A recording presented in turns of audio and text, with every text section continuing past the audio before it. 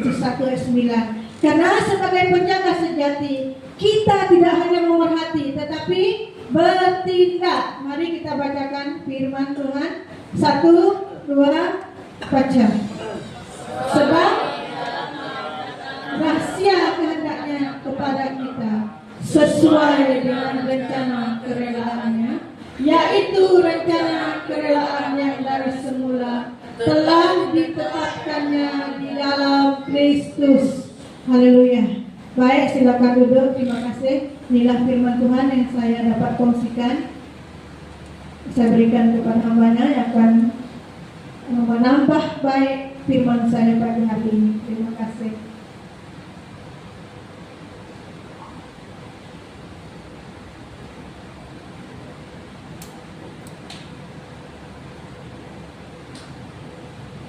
Haleluya. Selamat hari Bapa. Nampaknya macam kurang Bapa kita hari ini. Bapa ada, Pastor Richard tidak ada kan? Pastor Moses tidak ada, Pastor Hong tak ada, Uncle Buatlim tidak ada. Siapa lagi tak ada? Jadi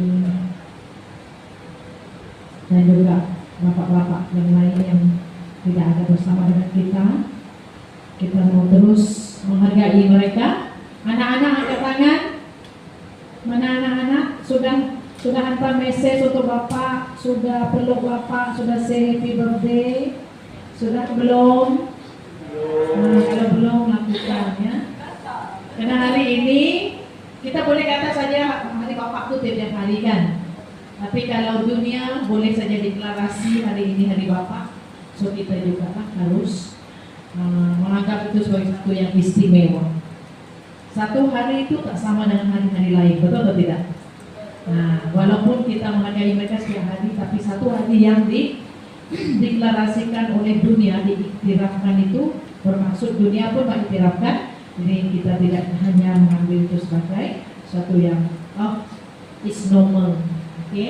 Jadi selalunya bila kita menganggap sesuatu itu normal, maka reaksi kita pun normal, tindakan kita pun normal, cara kita pun normal. Tapi kalau kita menganggap sesuatu itu penting, bermakna, istimewa, maka tindakan kita juga akan istimewa. Ya, jadi saya mengajar anak saya sendiri, saya mengajar diri saya sendiri bangun pagi, telepon Naina, sudah apa yang kamu sediakan dan sebagainya. Ya, walaupun hari-hari lain itu tetap dia melakukan, tapi hari ini saya mau dia melakukan lagi. Ya. Bagi kita yang masih mempunyai orang tua kita juga, termasuk kita sendiri, saya belum lagi call bapak saya sendiri karena line telepon belum lagi, tapi saya akan usahakan juga hari ini. Ya. Jadi demikian juga kita yang lain ya, bahwa keistimewaan selagi ada kesempatan kita nyatakan. Jangan sampai mereka masuk ke lubang kubur baru kita hantar bunga tiap kali tak bunga. Betul atau tidak? Setuju tak dengan saya?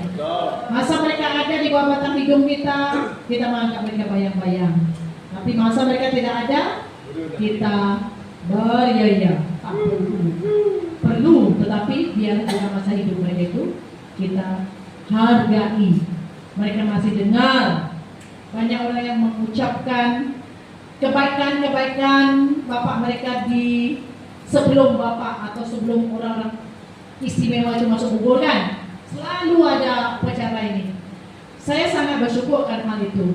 Tapi saya selalu berkata, adakah hal ini telah mereka dengar ketika mereka masih hidup di dunia? Itu susah dutanya. Ya, jadi saya juga mau lakukan hal yang sama selagi orang tua saya masih ada.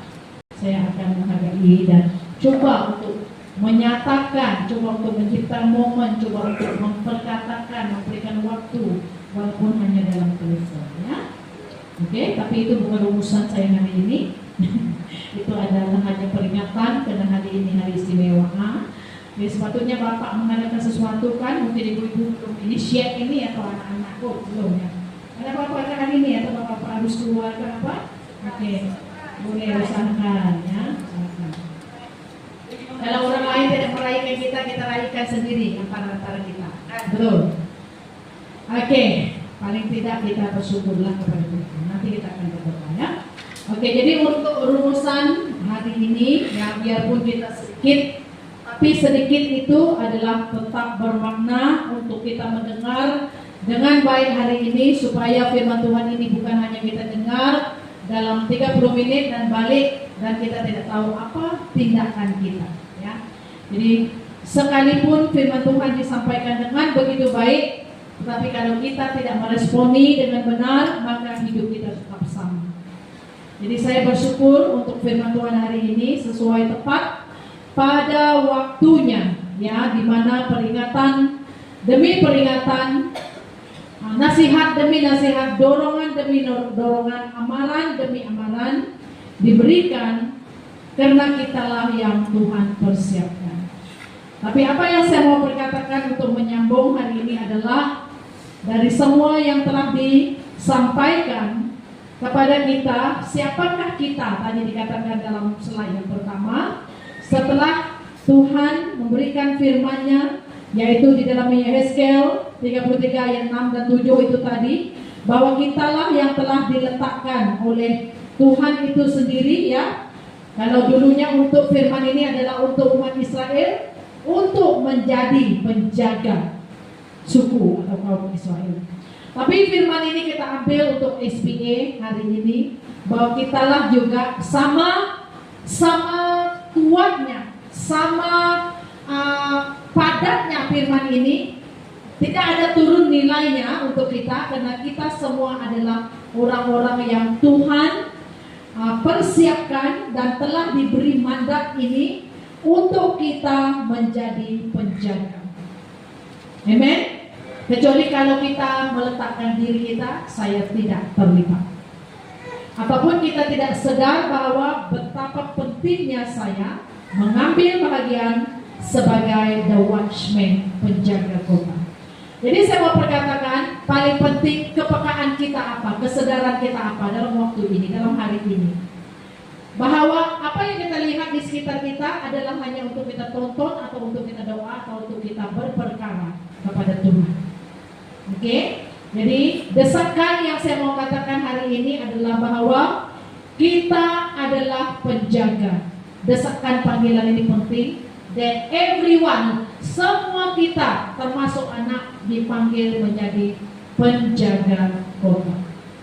Kalau orang tua kita tidak sadar, anak-anak yang telah bertumbuh dalam rohaninya, kamulah yang menjadi penjaga kota. Kalau ahli keluarga kita tidak sadar, begitu dalam kesibukan, begitu dalam banyak hal-hal yang menjadi alasan sehingga tidak ada waktu untuk berdoa. Jadi kitalah yang sadar ini harus menjadi penjaga kota. Dan untuk kita semua SBA, apa yang menjadi penanggung-jawaban kita sekarang? Apa yang menjadi bahagian tugas yang Tuhan sedang sediakan di depan kita sekarang? Apa yang menjadi tugas yang sedang Tuhan letakkan kepada ibu-ibu kita sekarang? Apa yang menjadi tugas yang telah Tuhan sedang persiapkan untuk anak-anak muda kita sekarang? Apa yang menjadi tugas yang telah Tuhan sedang persiapkan untuk SBA itu sendiri, ya, di dunia yang di luar itu untuk kita ambil bahagian. Jadi kalau kita dapat menulis itu, sekarang ibu-ibu tengah sibuk dalam pelayanan gereja. Sekarang anak-anak muda terlibat dalam pelayanan youth di luar. Sekarang SBA diberi penanggung-jawaban dalam pelayanan anak sulung, dalam pelayanan di FOT dan sebagainya. Kalau kita dapat menulis itu, kita tahu bahwa saya perlu berdoa untuk mereka. Amen. Tapi kalau kita hanya sekadar tahu setiap Ahad datang gereja, hari Jumat ada doa, maka kamu tidak akan ada kesadaran tentang menjadi penjaga kota. Sama seperti seorang bapak yang tidak tahu dia ada anak, dia tidak akan melakukan tanggung jawab sebagai bapak. Tapi kalau dia tahu dia ada anak yang sedang bertumbuh, yang sedang bersekolah, yang ada banyak kawan-kawan di luar, dia akan banyak berdoa. Kenapa? Karena dia hanya tahu melalui doalah penjagaan Tuhan terhadap keluarga. Amen. Jadi betapa pentingnya respon pertama kita hari ini mendengar firman Tuhan adalah cari apa yang menjadi bahagian saya sebagai penjaga doa dalam waktu ini, bukan waktu dulu-dulu. Apa keadaan yang sedang berlaku di kampung saya, dalam keluarga besar saya, di antara anak-anak saudara saya. Sadarkah kita akan hal itu? Oke, ini persoalan. Karena tidak ada firman yang disampaikan dan kita hanya lewat di pendengaran dan tidak mencerminkan keadaan yang reality. Karena firman Tuhan diletak hari ini untuk persiapan, ada reality, ada benda yang berlaku, yang sedang terjadi, yang mungkin kita tidak sadar, yang hari ini firman Tuhan mau sedarkan kita untuk melihat apakah saya sedar apa yang sedang berlaku di sekitar saya, di keluarga saya, terhadap pastor saya, terhadap orang-orang lain. Yang saya, Tuhan berkata saya harus menjadi watchman, penjaga. Apa yang menjadi bahayanya adalah seperti kalau murid Yesus yang tidak sedar desakan waktu, seperti mana Yesus telah pun memanggil mereka berdoa, telah pun berkata, marilah berdoa, could you tarry an hour, 1 jam berdoa, ketika dia pulang mereka tidur. Demikianlah yang berlaku kepada gereja-gereja akhir ini. Dalam waktu-waktu panggilan doa, banyak orang yang tidak dapat hadir. Kenapa? Yang dapat melihatnya hanya segelintir. Keperluan itu, desakan itu, bahwa kita harus bersiap. Pertama adalah hidup doa kita. Semakin hari semakin lembang. Waktunya berjalan, persiapannya hampir. Itu secara fisikal, doanya di mana, rohaninya di mana, pikirannya di mana. Apakah kita ini terlalu kuat? Dengan kekuatan kita tidak. Sekalipun saya sakit, sekalipun saya tidak dapat hadir di sini, saya harus berdoa dulu. Tapi kalau kita perlu hadir dalam keperluan yang sokongan, datang berdoa. Amen. Jadi saya mau melihat kegiatan ini harus semakin giat, semakin kuat ketika desakannya semakin dekat dalam waktu-waktu kita sedang dipersiapkan. Amen. Sekalipun mereka ada yang tidak dapat hadir ya karena persiapan, tapi kita yang boleh hadir jangan beri alasan. Amin. Haleluya. Ya, terutamanya mereka yang dalam sekarang, amin, mereka ibu mami, mereka yang akan dalam pembicara visi dan sebagainya. Tapi anak-anak lah datang, bapak-bapak lah datang, amin, mendoakan mereka. Saya berkata, pastor jangan tidur di sana, berdoa untuk kami di sini. Saya tegur, ya sekalipun saya tahu dia berdoa, tapi saya tegur, saya ingatkan. Okay? Karena tugas kamu itu adalah bapak rohani. Doa kamu penting, saya katakan. Amen, haleluya. Jadi begitu banyak lagi di depan, saya harap kamu tahu. Tanya istri kamu, tanya anak kamu sendiri. Apa pelayanan yang sedang kamu lakukan? Apa yang akan berlaku? Amen. Dan saya harap kita sadar ya akan hal ini. Menjadi penjaga kota itu bukan yang mendengar khotbah di sini, tetapi yang melakukan. Haleluya. Haleluya. Maka saya mau kita berdoa ya. Saya mau kita betul-betul datang bersama. Ingat khotbah Albert, air mata itu harus ada, remuk itu harus ada, kesungguhan itu harus ada, pengorbanan itu harus ada. Apa yang kamu tabur dengan jujur air mata, kamu akan tuai dengan sorak-sorai. Itulah buah pelayanan yang dengan doa yang mulai dilihat sebuah kehancuran yang disambut oleh kita dengan doa, harapan, pengandalan kepada Tuhan. Haleluya. Ya, dan saya sendiri merasakan ujian itu dalam beberapa minggu ini. Ya, kamu tahu sendiri bagaimana.